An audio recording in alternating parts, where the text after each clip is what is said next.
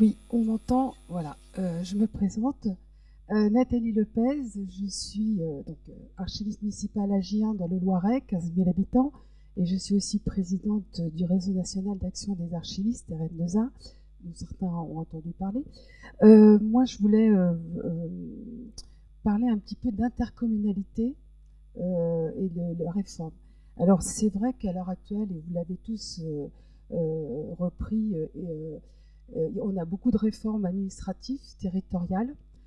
Souvent, les archives sont complètement oubliées.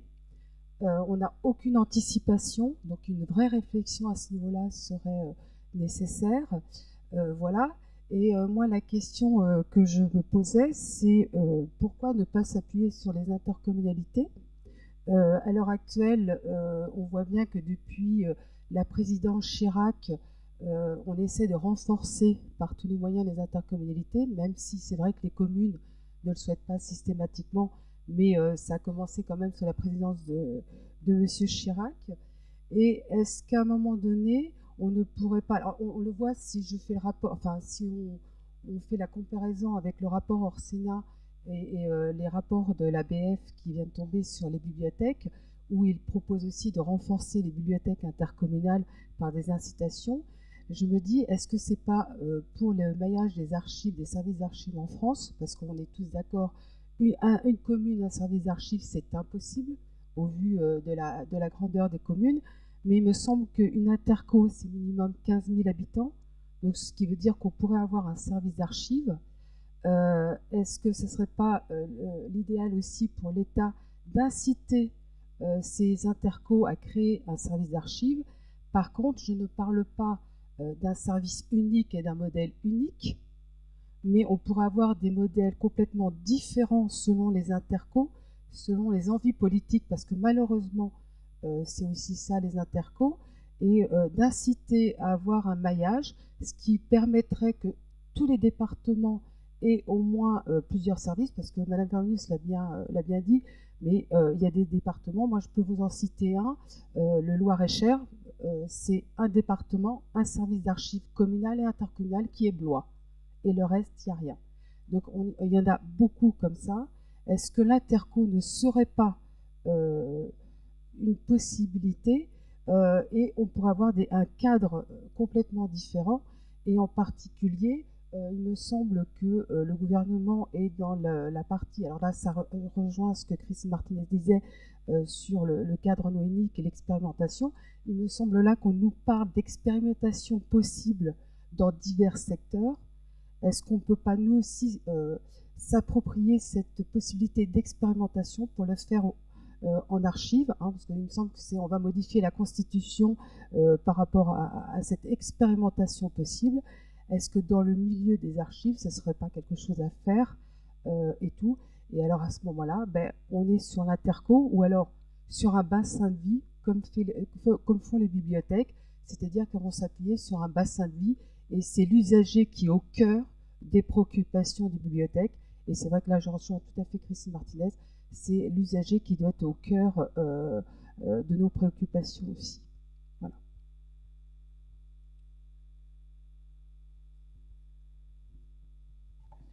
Voilà. Pour revenir sur l'expérimentation, pour ce qui nous concerne, on a proposé au service interministériel des archives de France, donc au ministère de la Culture, de s'appuyer sur notre expérience, sur notre projet, qui, comme je l'ai dit, pourra aboutir à des solutions tout à fait différentes en fonction de, voilà, des décisions politiques qui seront prises. Mais quoi qu'il en soit, la réflexion que nous menons est intéressante à plus d'un titre, bon, comme les autres d'ailleurs. Hein, on fait des retours d'expérience, etc. Mais je pense qu'effectivement, là pour le coup, nous on a pris des initiatives, hein, que ce soit nous, que ce soit l'Isère et les Hautes-Alpes ou d'autres départements. Là maintenant, je pense que la balle est dans le camp des archives de France qui doivent s'emparer de ces exemples et peut-être coordonner et piloter une réflexion qui ne soit pas juste une réflexion professionnelle, mais liée réellement à des enjeux politiques. Alors, pardon, c'est vrai que c'est au CIAF de faire, mais c'est peut-être aussi à nous, archivistes, de dire attention, il va falloir qu'on ait une vraie réflexion sur ça, que ça peut venir aussi de la base et des archivistes en place, de dire au SIAF, attention, là, il va falloir qu'on travaille fortement dessus, qu'on réfléchisse dessus, parce que sinon, on va encore être en retard par rapport à ce qui change, et ne pas attendre. Moi, je me considère comme la base. Hein. Quand je fais remonter des choses, voilà. Après, je pense que, mais ça, j'ai eu l'occasion de le dire à Hervé Lemoine, je ne sais pas qui le remplacera, mais je crois que là aussi, il y a tout le travail de réseau à repenser. On dit toujours, il y a le réseau des archives en France, mais à part une réunion par an et une liste de diffusion, il n'y a pas vraiment je dirais, d'espace organisé de réflexion, etc., de ce point de vue. Donc, le rôle du SIAF, c'est pas, je dis pas que c'est de décider, voilà, mais c'est de justement fédérer toutes ces initiatives, les pousser, les mettre en avant, en retirer des leçons, réfléchir et faire des propositions aux plus hautes instances, voilà. Mais nous, on est tout à fait prêts à servir de poisson pilote, voilà. J'ajoute qu'en effet, on a beaucoup tourné autour de l'échelon départemental, mais tout ce qui a été dit, évidemment, s'applique à l'échelon communal et partant intercommunal. Évidemment, il y a beaucoup d'expériences ou d'expérimentations qu'on aurait pu citer en la matière, ne serait-ce que pour ce qui concerne les Hauts-de-Seine, et puisque des collègues sont dans la salle, des mutualisations d'espaces de stockage entre deux communes, et également des projets de communes nouvelles, dont d'ailleurs on n'a pas parlé, mais qui sont également une voie plus aboutie d'intercommunalité et qui concerne toute taille de collectivité, puisqu'il y a aussi des projets de communes nouvelles dans les Hauts-de-Seine, entre Boulogne et ici les Moulineaux. Donc en effet, tout ce qui a été dit, qui tournait très autour du département, hein, il est vrai, mais s'applique, hormis la question du contrôle, mais qui peut être partagée ou surtout allégée d'ailleurs, s'applique également à l'échelon communal ou intercommunal. Allègement qui suppose un renforcement, une réaffirmation des responsabilités. Hein, ce qu'on disait tout à l'heure, oui, il ne s'agit pas de sensibiliser, il s'agit de leur dire, voilà, vous avez une vraie responsabilité dans ce domaine. Oui, alors vraiment, ça n'engage que moi et mon expérience, mais en matière d'intercommunalité, moi j'ai le sentiment qu'on a manqué quelque chose dans les années 2000, mais si aujourd'hui on doit pousser à la création de services intercommunaux, les encourager d'une manière ou d'une autre, il me semble que c'est un petit peu tôt pour espérer avoir un franc succès. En tout cas, pour ce qui est des petites intercommunalités, je le déplore, hein, mais je constate qu'elles ont dû absorber des nouvelles compétences sans toujours avoir réussi à mettre les bons moyens en face. Et aujourd'hui, venir leur parler d'archives, je me rends compte que c'est compliqué. Je le sais, puisque là, j'ai choisi en Saône-et-Loire de visiter, d'inspecter toutes les intercommunalités du territoire. Hein. Donc j'ai une bonne vision des choses. À part une intercommunalité de plus grande taille que les autres, qui elle commence à sentir le problème et sera prête, je pense, dans 2-3 ans à créer une fonction archive. Honnêtement, pour les autres, leur souci, c'est vraiment pas les archives. Et dans quelques années, je ne dis pas. Aujourd'hui, j'ai un gros doute. Malheureusement. Hein. Bonjour, je suis Catherine Mungues, je travaille au SIAF, au sommet. Mais j'ai travaillé aux archives départementales des Yvelines longtemps, alors j'espère que vous m'excuserez. Je voulais revenir sur ces intercos justement parce que justement dans les Yvelines, de façon peut-être qu'aujourd'hui je juge un peu naïve. Oui, on était très très contents de voir les intercos se renforcer. Il y avait des projets notamment sur la Seine, à Mantes.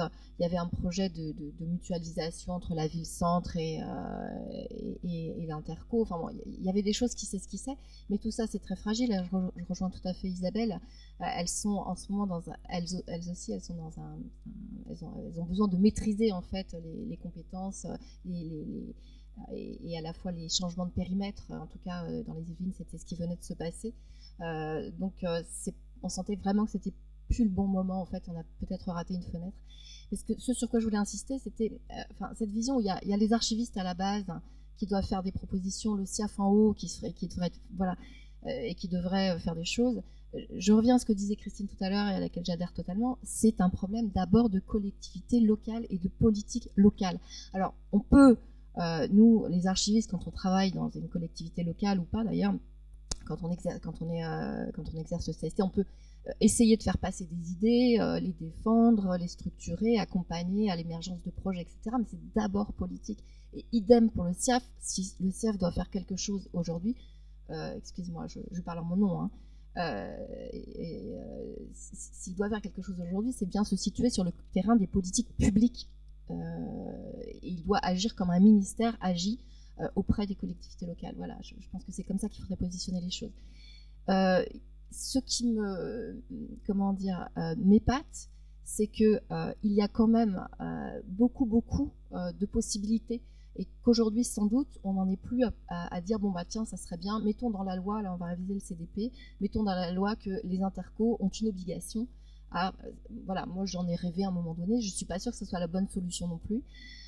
D'autant plus qu'on voit sur le terrain, c'est ce qui sait partout, ou même aboutir parfois, des projets qui sont différents, qui peuvent justement consister en mutualisation entre d'archivage électronique ou pas, de stockage ou pas, entre différentes collectivités. J'attire l'attention sur les centres de gestion qui sont fondamentaux, qui jouent un rôle extraordinaire sur les territoires, au profit des communes et des intercos d'ailleurs. Voilà, il y a plein de choses qui se passent, plein de petits ruisseaux. C'est vrai que ça serait intéressant d'avoir un paysage peut-être un peu plus structuré, mais peut-être aussi un peu plus qu'on connaisse mieux. Hein, voilà. Mais je reste à la fois optimiste et en même temps, bon, je reconnais que voilà, il y a des choses. Voilà. Et je ne veux pas monopoliser la parole trop longtemps, mais je voudrais juste attirer votre attention sur deux choses.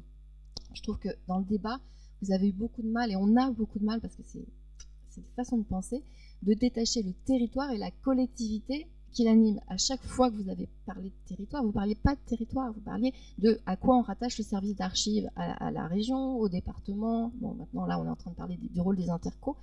Mais on peut très bien être un service. Alors, la question, à un moment donné, elle s'esquisse un peu, Isabelle, tu as parlé d'infra, intervenir au niveau infra. Bon, mais on peut très bien être un service régional. Et comment est-ce qu'on intervient dans l'étendue, et Damien l'a montré, dans l'étendue de toute une région, quand on est un service régional. Et ça se pose aussi pour les départements, qui sont quelques-uns à avoir, par exemple, en ce qui concerne leur politique culturelle, pas seulement culturelle, l'ensemble de leur politique, ont pensé ces dernières années à se territorialiser, l'exemple des Yvelines, avec des, je ne sais plus comment on les appelle, les maisons du département. Oui, les territoires d'action départementale. Les TAD, oui, les fameux TAD.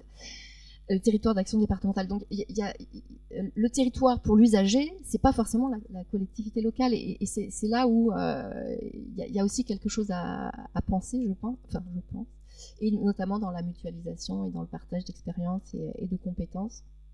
Et puis une dernière chose sur laquelle je voulais réagir, c'est que vous avez à plusieurs reprises dit que l'État avait délégué la compétence. Et ça, on le dit souvent. Et pour avoir un peu bossé, je vous en parlerai tout à l'heure sur le sujet, moi, je pense qu'il n'a pas délégué la compétence. Alors, le CST, il le garde à partir des DAD. Les collectivités sont responsables et propriétaires de leurs archives, donc il n'a rien à leur déléguer. Ça a été considéré comme des biens mobiliers.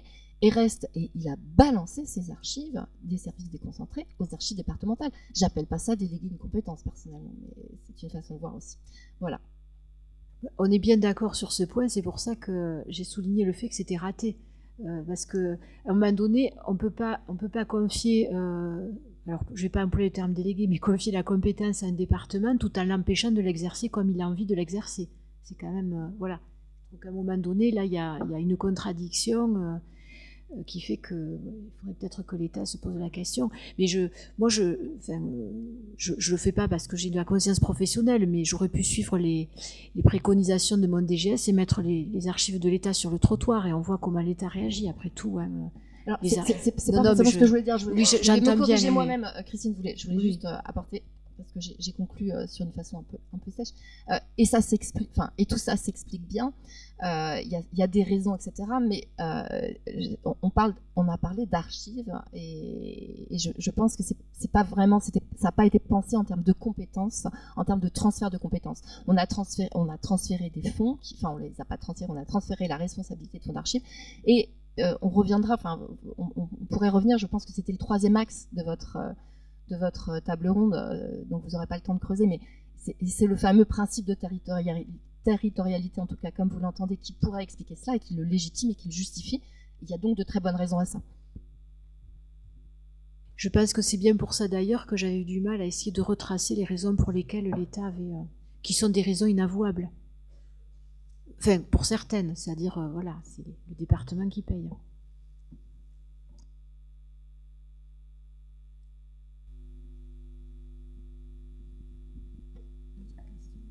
Ouais. Bonjour à tous, je suis Cécile Ribet, je travaille aux archives départementales du Val d'Oise en tant que responsable des relations avec les collectivités et depuis plusieurs années, et avant cela j'ai été archiviste communale pendant 15 ans. Donc j'ai une vision un petit peu large d'archiviste communal et exerçant à présent en archives départementales, et tout à fait dans le cas qui était cité tout à l'heure, puisque je suis agent territorial et que je suis une petite main du CST. Donc j'ai pris énormément d'intérêt à écouter toutes les interventions, et j'ai pris beaucoup de notes avec l'envie de réagir sur plusieurs choses. On a parlé de prise de responsabilité des collectivités territoriales. Quelque part dans le Code du patrimoine, c'est déjà le cas. Mais pour autant, quand on se déplace en commune ou en interco, puisque vous citez le cas de la Saône-et-Loire, on voit que on se demande où est cette responsabilité. Donc voilà, pour le coup, enfin, j'en suis au constat. Effectivement, si on souhaite aller vers une prise de conscience politique, je crois qu'il y a beaucoup de chemin à faire. Moi, je la souhaite également, mais je me pose des questions par rapport à ça, et peut-être certains voudront réagir à ce sujet. Si on va vers une prise de conscience politique, enfin, si on veut en tout cas aller sur de la politique publique, moi je me dis aussi que la politique, c'est quelque chose de mouvant, qui se défait et se défait au gré des élections. En revanche, le Code du patrimoine, même s'il ne porte pas un nom très sexy, c'est du réglementaire qui nous pose des bases à minima, qui, dans notre profession, ont le mérite, à mon sens, d'apporter une certaine sécurisation, alors qu'il faut sans doute revoir, dont on peut revoir les contours.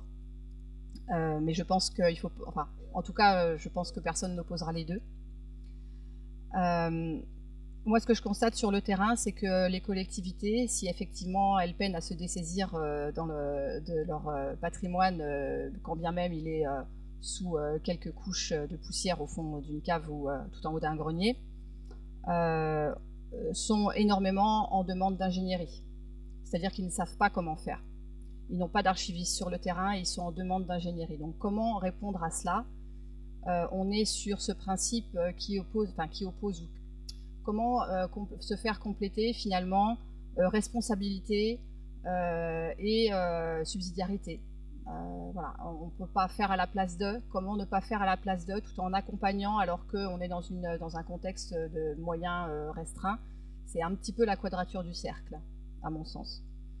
Je suis tout à fait d'accord avec vous sur la question des centres de gestion, et voilà, sur le territoire Yvelines, Val d'Oise, où j'étais archiviste dans les Yvelines, donc je connais particulièrement bien le territoire aussi.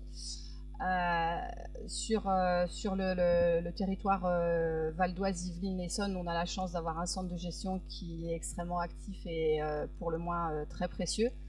Pour nous, c'est un partenaire du quotidien. Qui justement est un relais, puisque ce sont eux qui mettent les mains dans le cambouis et qui font dans les collectivités de l'archivage intermédiaire ou définitif pour les plus grosses, et pour les intercos aussi. Donc c'est effectivement une solution qui est à développer.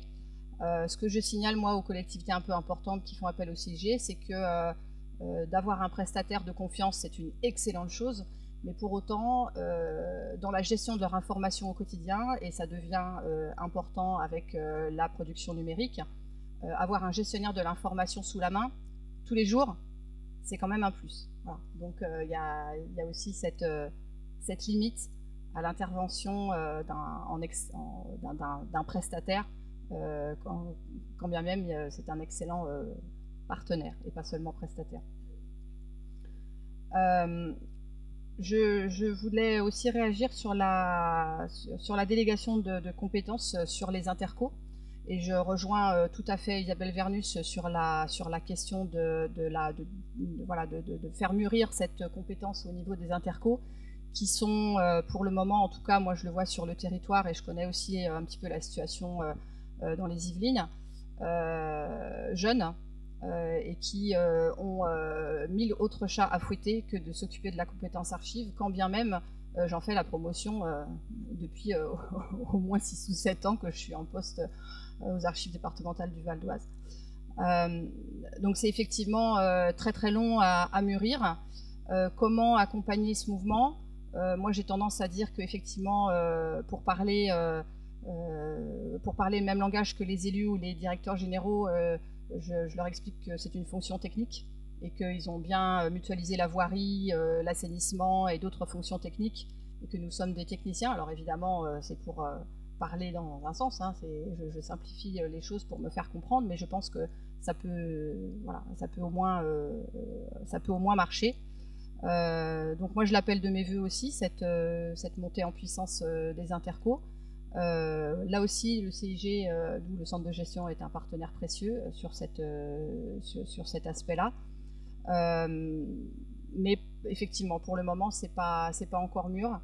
Et cela manque justement d'imprégnation au niveau de nos politiques, puisque ce sont eux qui forment les projets, qui délèguent les compétences d'une commune à une interco. Donc s'ils n'ont pas la conscience de la politique archive, et en interne, en termes de production, documentaire, contemporaine et d'archives historiques, c'est un petit peu compliqué. Donc pour le moment, c'est délicat. J'ai pas vraiment de questions à poser, mais je crois que les débats en ont posé suffisamment, mais je voulais juste intervenir sur ces différents aspects. Merci.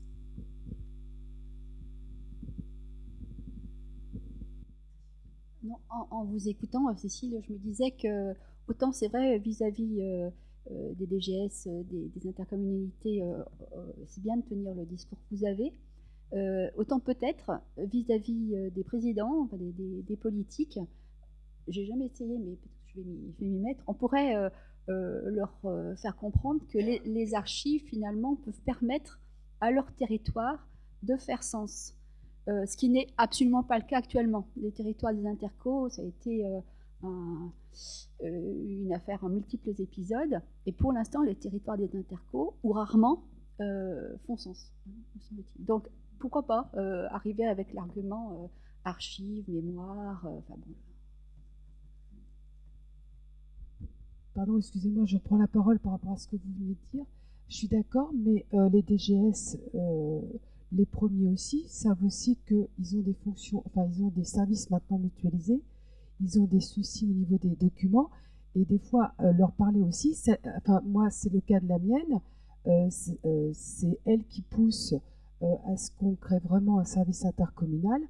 Voilà, c'est vrai que ça dépend aussi de la personne que l'on a en face, et il y a des fois c'est plus le DGS qui est plutôt sur le fait d'avoir un service intercommunal d'archives et de le créer, enfin, selon ce qu'on peut, que les élus qui, eux, ne voient pas du tout l'intérêt, alors qu'elle voit tout à fait la justification des droits de la collectivité et comment gérer ces documents qui arrivent et comment on fait. Donc ça dépend de la personne. Mais des fois, ça passe mieux par les DGS. En fait, c'est deux interlocuteurs différents et il faut tenir deux discours différents. On le sait bien, même au niveau communal, on ne tient pas le même discours à une secrétaire et au maire. Mais pour avoir une relation avec le syndicat des DGS, donc Stéphane Peintre et celui qui est dans le Loiret, eux, c'est vraiment une question qui leur pose problème. Parce que comme me dit ma DGS, quand il n'y a pas d'archiviste dans une collectivité, quelle qu'elle soit, qui doit s'occuper des archives généralement et qui doit faire en sorte que ça fonctionne, quitte à déléguer à d'autres, ce sont les DGS. Donc c'est souvent eux qui font office, entre guillemets, d'archivistes et qui voient avec les services pour que ça soit collecté, enfin conservé correctement.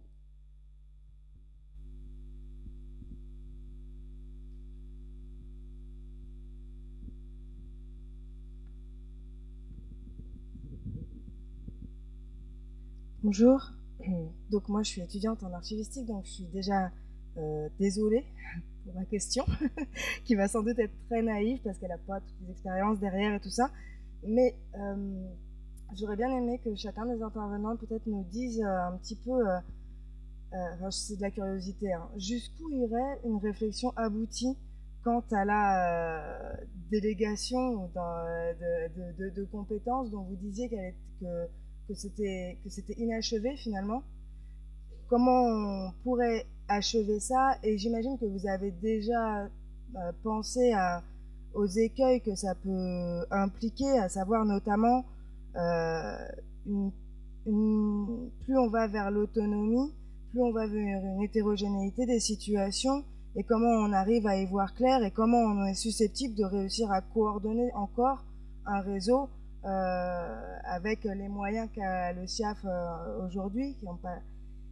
voilà, en gros, de pousser un petit peu sur cet axe 3 qui était sur la question du principe de territorialité, jusqu'où il va dans la finesse du territoire et jusqu'où on aboutit la réflexion qui ne l'est pas actuellement.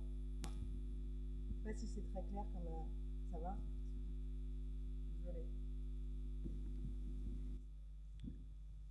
Moi, pour parler un peu plus du contrôle scientifique, qui est ce que je connais le moins mal, bon, je reste quand même assez convaincu que le rôle de l'État, d'une manière ou d'une autre, est quand même un rôle important dans la mesure où, justement, nous ne sommes pas... Enfin, quand on est sur une fonction État, enfin, c'est tout bête, mais on peut reprendre des maires ou des responsables de service même, sur le non-respect de certaines procédures beaucoup plus facilement que si cette fonction-là était dévolue à des agents, par exemple, de collectivité. Je sais qu'il y a déjà eu des réflexions là-dessus. Est-ce qu'il faut que le CST passe à des directeurs d'archives municipales, de municipalités importantes, etc. Voilà. Enfin, il me semble quand même que sur cet aspect-là, il reste un rôle régalien qui est en plus très commode, puisqu'on n'est pas soumis au... voilà, on a quand même moins de pression, et également vis-à-vis des services de l'État, puisque quand on fait remonter des problèmes concernant le CST sur les services de l'État via le préfet, en tout cas chez nous, je pense que c'est le cas d'une façon assez générale, on est plutôt soutenu au niveau du préfet ou du secrétaire général de la préfecture, et c'est vrai que ça nous met quand même dans une position un peu plus commode pour exercer ce contrôle scientifique et technique. Après, sur les autres aspects, je pense que là, on pourrait aller beaucoup plus loin dans la délégation, mais ça, c'est... voilà, je laisserai peut-être les collègues répondre. Moi, sur le CSET, je suis assez sceptique, hein, parce que, bon, oui, on peut arriver avec notre baguette et taper sur les doigts, mais après, il se passe quoi, finalement? S'il n'y a pas une... Non, mais... Enfin, moi, je pense... Enfin, ça ne veut pas dire que je dénie l'intérêt du contrôle scientifique et technique, mais je pense qu'il faut... Et puis... il faut le repenser certainement, etc. Mais moi j'en ai un peu marre, franchement, que ce soit toujours les archivistes qui prennent leur bâton de pèlerin pour aller essayer de convaincre des gens qui n'en ont rien à foutre de s'occuper des archives. À un moment donné, franchement, j'ai parlé tout à l'heure de projets politiques, il faut, après tout, vous savez, s'ils n'ont pas envie de s'en occuper, ils s'en occupent pas. Moi, c'est pas mes archives, franchement, quoi, voilà. Moi, quand j'étais aux affaires étrangères, j'ai pris des archives de cabinet ministériel. Les gens voulaient les jeter. Alors, moi, j'étais là en train de tirer sur un coin de sac à poubelle. L'autre tirait sur... Au bout d'un moment, je me suis dit, mais t'es complètement idiote, enfin. Et puis, j'ai dit, la personne qui tirait sur l'autre coin du sac poubelle, pour que tout, c'est vos archives, vous en faites ce que vous voulez. Et puis, l'histoire ne retiendra rien de vous. Il n'y aura aucune trace de Madame Machin qui s'occupait de je sais pas quoi. C'est votre problème. Si vous n'avez pas envie, moi, voilà, quoi. Hein. Vous voulez pas me les donner, vous me les donnez pas. Mais qu'est-ce que vous voulez faire? Voilà. Donc, à un moment donné, je sais pas, mais ça fait combien d'années, de décennies, voire de siècles, quoi. Non, pas de siècles, parce qu'avant, on s'occupe... Voilà, il y avait quand même une considération pour les archives un peu plus... Mais voyez que c'est nous qui devons porter la misère du monde. Et alors moi, j'ai été longtemps une passionnariat des archives, je le suis toujours d'ailleurs, hein, mais je pense qu'on n'y arrivera jamais tout seul. Voilà, et qu'à un moment donné, on peut dire que voilà, moi, mon système d'archives départementales ou de réseau idéal, c'est ça ou c'est ça, mais tout le monde, enfin personne n'en a rien à faire de la vie de Christine Martinez. Voilà. Hein, donc, je reviens sur la question du projet politique. Voilà. Et je pense que oui, les intercos, elles sont en train de se construire, etc. Mais moi, j'en ai marre de les voir se construire. Ça fait des années qu'elles se construisent. Et encore une fois, je suis assez inquiète sur ces intercos de 450 000 habitants qui devraient quand même organiser leurs archives. C'est la moindre des choses. Après, les petites intercos, je le conçois, Isabelle. Je conçois tout à fait que c'est un autre monde. Et il y en a dans les Yvelines. Il y a des petites et il y a des grosses. Et puis voilà. Mais je pense qu'à un moment donné... et là, c'est pour ça que je reparlais du SIAF, mais il faut qu'à un moment donné, la sonnette d'alarme, elle soit à un niveau qui est plus le nôtre, quoi. Voilà, enfin, qui l'a jamais été d'ailleurs. Hein. Mais ça, c'est mon point de vue. Après, voilà, moi, je suis prête à accompagner avec mon expertise, et c'est de l'ingénierie. Il faut bien penser que quand même, les politiques publiques, elles sont pas faites par les élus. Vous le savez tous. Hein. Voilà, moi, dans les Yvelines, on a refait la politique culturelle, hein, parce que je suis aussi directrice de la culture. Le discours qui est porté aujourd'hui par les élus en matière de politique culturelle dans les Yvelines, c'est pas eux qui l'ont fait, c'est moi avec mon équipe et avec les acteurs culturels, avec certains acteurs culturels. On leur fait une proposition, ils l'adoptent pas. Mais c'est pas eux qui vont décider. Donc oui, il faut qu'on arrive à faire des propositions parce qu'on a l'expérience, etc. Mais il faut que nous, on ait une vision politique, qu'on arrive à transcender l'approche professionnelle et les pratiques professionnelles pour se situer à niveau politique. D'ailleurs, je le dis toujours à mes étudiants qui peuvent le confirmer, les archives, c'est d'abord un objet politique avant d'être un objet mémoriel. Et c'est pour ça que tu disais un double discours, Isabelle. Hein? Et il faut se placer à ce niveau de discours politique sur le fait que les archives sont un objet politique au sens grec du terme, la gestion de la cité. Voilà. Et après, ça devient un objet mémoriel. Et on peut aussi utiliser ça comme élément stratégique. Voilà. Mais encore une fois, je crois que aujourd'hui, notre réflexion, il faut qu'elle se porte aussi sur savoir quelles alliances on met en place pour que notre discours il ait une vraie portée, quoi. Nous, on a eu de la chance avec Olivier, alors peut-être que ça ne verra pas le jour, mais la chance qu'on a, c'est que ça rentre dans un projet politique, voilà. Et que du coup, pour arriver à leur fin, ils vont nous donner les moyens, voilà, de le faire, s'ils peuvent le faire d'un point de vue politique. Mais je crois qu'il faut remettre la question sur le plan politique.